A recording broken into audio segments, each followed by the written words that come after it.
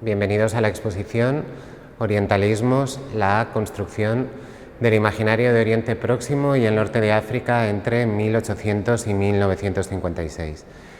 Como saben, una de las líneas fundamentales de investigación del museo gira en torno a al área geopolítica del Mediterráneo.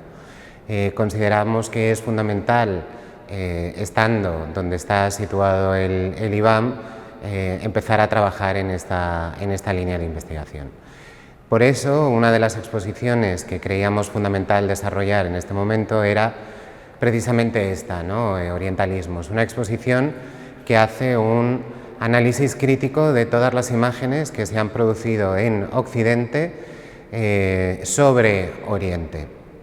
Partimos de un libro que ya es un libro básico, seminal, fue el iniciador de lo que se ha dado en llamar el postcolonialismo, del intelectual palestino Edward Said. En él lo que plantea es cómo la disciplina del orientalismo se construye no tanto para hablar de Oriente, sino para hablar de Occidente, ¿no? Cómo a lo largo de los siglos Oriente se va construyendo como un reflejo negativo de Occidente, y también cómo esa disciplina del orientalismo sirve para dominar territorios, colonizar, ¿no? Justificar la colonización y también dominar cuerpos, ¿no? Los cuerpos de los colonizados. Partimos de esa base para realizar toda la exposición. La exposición parte de la expedición que hizo Napoleón a Egipto y Siria a finales del siglo XVIII y que supuso la institucionalización de esa disciplina que hemos dado en llamar orientalismo, ¿no? Lo que hace Napoleón, ¿no? En esa operación de conquista de esos territorios, que luego fue una operación fracasada, es también construir la imagen que de esos territorios quiere dar. Y para eso hace una gran obra de carácter enciclopédico en la que ya empieza a establecer algunos de los estereotipos que se seguirán o se continuarán durante todo el siglo XIX. Algunos de esos estereotipos tienen que ver precisamente con la catalogación etnográfica, como podemos ver en algunos de los ejemplos de las paredes, ¿no? que están detrás mío, pero luego también empieza a haber otro tipo de estereotipos, ¿no? Tiene que ver con cómo las sociedades de esos territorios se considera que no han progresado lo suficiente, sino que siguen viviendo en la Edad Media. También se crea ese estereotipo de lugar por el que no pasa el tiempo, unos territorios que están destinados, ¿no? a ser colonizados, ¿no? precisamente por su pasividad, y creo que tenemos un ejemplo muy claro de esa idea de tiempo detenido y de pasividad en este viejo vendiendo naranjas, o moro vendiendo naranjas, de Joaquín Sorolla, ¿no? De hecho, él está, ¿no? esperando seguramente que llegue algún comprador de sus naranjas, pero si nos fijamos vemos que el recipiente donde guardaba las naranjas se ha caído y él ni siquiera se molesta en recogerlo, ¿no? Yo creo que eso habla muy bien de alguno de los estereotipos de ese orientalismo del siglo XIX que se sigue prolongando. Otro de los tópicos, ¿no? que se manejan tiene que ver con la religiosidad, y justo, ¿no? también podemos ver cómo las imágenes de los árabes en oración están también muy presentes a lo largo de la historia, ¿no? de los últimos 2 siglos, ¿no? También son imágenes que hoy seguimos viendo. Hablábamos antes también de cómo se construye Oriente, ¿no? Y yo creo que uno de los ejemplos más claros es precisamente el harén, la figura de la odalisca, de la esclava o de la venta de esclavas es otro de los temas, y luego el harén, ¿no? El harén era un territorio que estaba cerrado, ¿no? Era algo al que los occidentales no podían acceder, y eso era un territorio de imaginación, ¿no? Y lo que habla realmente es de la represión sexual de Occidente, ¿no? y de ese deseo proyectado en ese territorio cerrado que era el del harén. Obviamente les permitía también establecer una condena moral, ¿no? Por un lado, mostraban aquello que imaginaban que estaba allí, ¿no? Se escudaban en esa idea de moralidad, ¿no? Se condena esto que estamos viendo, pero al mismo tiempo se regodeaban en la representación de esas mujeres dispuestas a la vista de los espectadores o del público occidental. Bueno, un ejemplo claro, ¿no?, que tiene que ver con esta construcción de Oriente es que si nosotros somos racionales y contenidos, Oriente y activos, ¿no?, Oriente se presentaba o se representaba, o a los orientales se les representaba como todo lo contrario, ¿no? Pasivos, irracionales,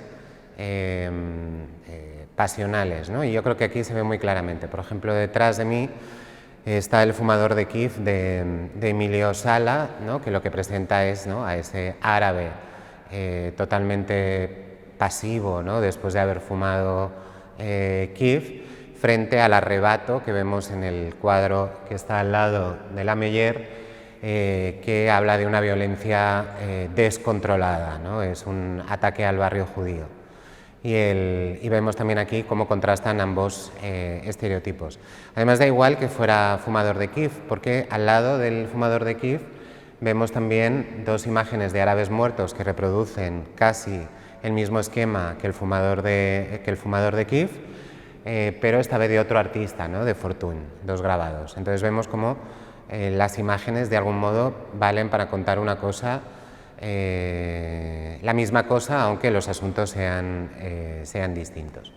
Esta segunda sala ya se adentra en el siglo XX, ¿no? Si la primera sala estaba dedicada a la producción de imágenes orientalistas durante el siglo XIX, aquí ya empezamos a adentrarnos en ese otro imaginario que es el imaginario vinculado a las vanguardias.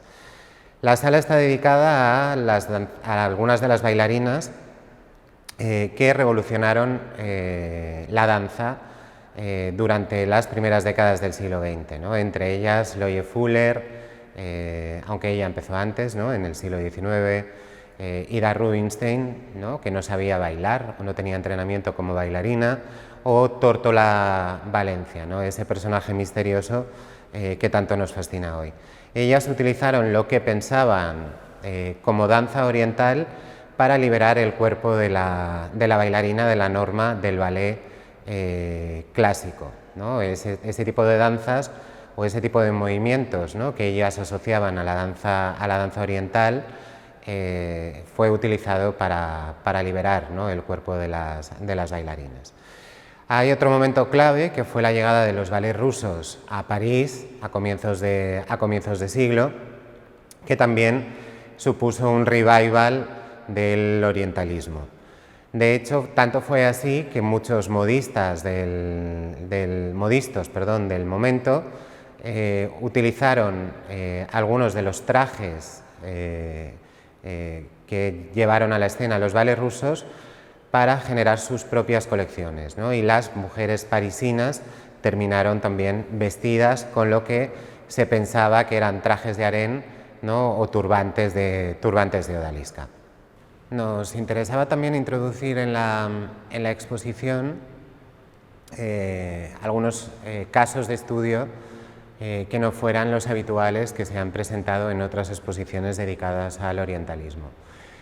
Y hay dos artistas que yo creo que son muy interesantes, ¿no?, y estamos realmente contentos, ¿no?, de haber podido traerlos, que es Azuau Mameri, que es un pintor argelino formado en esas escuelas, ¿no?, de la colonia y que de algún modo replicaba el estilo de pintura que se estaba haciendo en París en ese momento, ¿no?, aunque luego va introduciendo una serie de elementos propios, ¿no? Este pintor argelino, que podríamos considerar, ¿no?, que es un pintor, ¿no?, en la estela de los paisajistas franceses de ese momento, pero también fue el primer pintor argelino que entró en las colecciones francesas, ¿no?, el que fue comprado por el Estado francés. A su lado tenemos a Etienne Dinet, que sería, ¿no?, casi lo inverso, ¿no?, es un artista francés, también formado en el academicismo de las escuelas de bellas artes francesas, que se convirtió al Islam y en un momento dado también, ¿no?, empieza a especializarse en temas orientalistas. ¿Qué sucedía con ambos? Que la crítica de arte siempre aludía a su condición, ¿no? Es decir, juzgaba su producción artística no tanto a través de la calidad de su pintura, sino proyectando en ellos el estereotipo, en el caso de Mameri, ¿no?, de pintor argelino formado en las colonias, como si hubiese una degeneración, ¿no?, en esa proyección del estilo, y en Diné precisamente casi como una suerte de renegado, ¿no? Es un pintor francés convertido al Islam. Una sección casi inédita de orientalismos es la dedicada a la propaganda soviética. Durante los primeros años de la Revolución Soviética y luego también durante el estalinismo, se generó una serie de carteles destinados directamente a las repúblicas musulmanas que caricaturizaban las figuras de los seguidores del Islam, ¿no? Presentaban personajes grotescos evidenciando, ¿no?, cuál era la posición del Estado soviético frente al Islam. Otro caso de estudio importante en la exposición está relacionado con Picasso.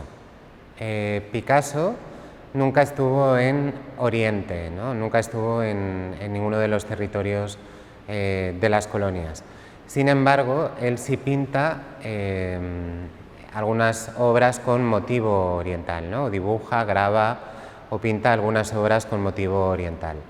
En un primer momento pinta escenas, ¿no?, vinculadas al mito de Salomé, ¿no?, cuando está en Barcelona, y luego ya en un segundo momento empieza a hacer homenajes a Delacroix y su famoso cuadro Las mujeres de Argel en sus apartamentos, o a Ingres con el baño turco, ¿no?, que son homenajes, ¿no? Él cuenta que empieza a pintar este tipo de series, ¿no?, algunas como las mujeres sentadas, ¿no?, las mujeres argelinas sentadas que tenemos a la izquierda, las empieza a pintar también como homenaje a Matisse, ¿no? Matisse ha muerto, ¿no?, acaba de morir, otro de los grandes pintores orientalistas y que también está incluido en la exposición, y Picasso considera, ¿no?, que tiene que seguir pintando ese Oriente de odaliscas de Matisse. Otro de los motivos también, ¿no?, que se ha dicho, además de los homenajes, ¿no?, a Matisse, a Delacroix y a Ingres, otro de los motivos también es que se ha contado, ¿no?, como dentro del relato de la historia del arte, ¿no?, y que se ha elegido como detonante, ¿no?, del comienzo de estas series, es el encuentro con una pintora argelina, Baya, que fascinó a algunos de los vanguardistas parisinos, ¿no?, no solo a Picasso, sino también, por ejemplo, al padre del surrealismo, André Breton. Baya es un personaje sobre el que también se proyecta algunos estereotipos, ¿no? Es un personaje auténtico, ¿no?, que pinta de algún modo visceralmente, ¿no?, porque tiene esa intuición o esa necesidad, un personaje que en principio parece que no conoce lo que se estaba produciendo en ese momento, y sin embargo lo que se descubre cuando se estudia a Baya es que ella sí conocía bien la producción de los vanguardistas, porque su mentora era una de las grandes coleccionistas de Matisse, por ejemplo. O sea, que no había ese desconocimiento, ¿no? Seguramente también porque Baya era mujer, ¿no?, era mujer y argelina, ¿no?, mujer y oriental. Entonces es un personaje que les fascina por todos estos elementos, ¿no?, y que se cuenta también que fue uno de los detonantes de Picasso para empezar a pintar las series vinculadas a las mujeres de Argel. Otra parte importante de la exposición está dedicada a la cultura popular, ¿no?, al modo en el que las imágenes del orientalismo, ¿no?, las imágenes orientalistas circulan durante este periodo. Es importante también tener en cuenta que no circulan de la misma manera, ¿no?, las películas de cine o la publicidad, los anuncios publicitarios, los cómics, que otro tipo de imágenes, ¿no?, que están más vinculadas al contexto artístico, ¿no?, al contexto de los museos. En este caso se trata de circulación masiva, ¿no? De esta forma era cómo llegaban estos estereotipos, ¿no?, cómo se fijaban ya en el imaginario colectivo, ¿no?, en el inconsciente colectivo, en el subconsciente colectivo. Como todo este tipo de imágenes ya son muy difíciles, ¿no?, que nos podamos desprender de ellas, porque las hemos asumido ya como propias, como algo propio. Y esto también está presente en otros momentos de la exposición, pero aquí desde luego, ¿no?, en la parte dedicada a la publicidad, al cine, ¿no?, o al cómic, también es muy importante tenerlo en consideración. La última sala de orientalismos está dedicada a algunos casos de estudio de orientalismo en España, ¿no? El primero es casi una reacción, ¿no?, a un planteamiento que se hacía desde el Estado español, ¿no?, de representación de España en la Exposición Universal de París de 1900, ¿no? El Estado español planteó llevar un pabellón dedicado a Castilla, ¿no?, y la organización, en cambio, esperaba una fantasía árabe. ¿Qué sucedió? Que un empresario francés muy avispado propuso hacer un panorama titulado Andalucía en el tiempo de los moros. ¿Qué pasaba en este panorama, ¿no? Era una suerte de parque de atracciones en el que, por un lado, convivían, ¿no?, los espectáculos de equitación marroquí, ¿no?, esas fantasías, lo que se llamaban las fantasías marroquíes, con espectáculos de faquires, ¿no?, y de encantadores de serpiente, con bailarinas de flamenco, ¿no? También habla de cómo se construía o cómo se ha construido la idea de lo español, ¿no?, que en el fondo es un pastiche en el que se van sumando todos estos elementos y no hay una solución, ¿no?, que los vertebre, ¿no? Por un lado estaba el tópico, ¿no?, de la austeridad castellana, y al mismo tiempo estaba conviviendo con esas carreras de caballos, esos encantadores de serpientes o esas bailarinas de flamenco. De algún modo lo español como un collage. Es algo parecido a lo que sucede con Rusia también, ¿no? Son países que son países frontera, son países límite. Entonces, habitualmente eran países, ¿no?, que cuando los que viajaban, ¿no?, estaban esperando lugares exóticos, habitualmente se llevaban una decepción porque no eran tan exóticos como ellos pensaban que iban a ser, ¿no? Eran ese lugar intermedio, ¿no?, ese lugar fronterizo. Bueno, también está incluido, ¿no?, en esta parte de la exposición ya final la pintura de Morcillo, ¿no?, y de Cruz Herrera, que continúan con esas fantasías de harén, ¿no? Pensemos también en el momento en el que Morcillo pinta estos harenes, ¿no?, de odaliscos, ¿no?, también, ¿no? De hecho, uno de ellos está pintado justo en 1936, ¿no?, o sea, el comienzo de la Guerra Civil. O sea, que pensemos también que suponía pintar este tipo de imágenes, ¿no? Pero por otro también, ¿no?, ese volver, ¿no?, al espacio del harén, en el caso de Morcillo un harén masculino, en el de Cruz Herrera un harén femenino, ¿no?, pero también como esa idea de cuerpos dispuestos a, ¿no? Así que eso también es fundamental. Y luego no podíamos olvidarnos de moros y cristianos, ¿no?, de la fiesta de moros y cristianos, en los que también hemos seleccionado una serie de carteles o fotografías de los capitanes de las filas moras. La fiesta de moros y cristianos lo que hace es revivir una y otra vez, ¿no?, primero esa época medieval de fantasía, ¿no?, que es una construcción también, y por otro lado también esa derrota, ¿no?, constante, una y otra vez, ¿no?, todos los años la derrota de los moros, ¿no? O sea, es un lugar, ¿no?, en el que se reconstruye la batalla, ¿no?, pero también sabemos cuál va a ser siempre el resultado de la batalla, ¿no? Es un lugar seguro, ¿no?, frente a esa imagen del moro violento, ¿no? Es un lugar seguro. Bueno, en la última sala también hay una parte dedicada al protectorado de Marruecos, ¿no? De hecho, la fecha que se ha elegido para terminar la exposición es 1956, que es el final del protectorado español en Marruecos, y también es el momento de la independencia de Túnez, por eso esa fecha de 1956. Y hay también obras, por ejemplo, de los hermanos Ortiz Echagüe, ¿no? Tanto fotografía como pintura, o de Mariano Bertucci, que fue el que se ha llamado el pintor del protectorado, ¿no? De la colonización de España de una zona de Marruecos, ¿no? El imaginario que genera Bertucci es el imaginario que se tiene seguramente de esa colonización del territorio marroquí por parte de España.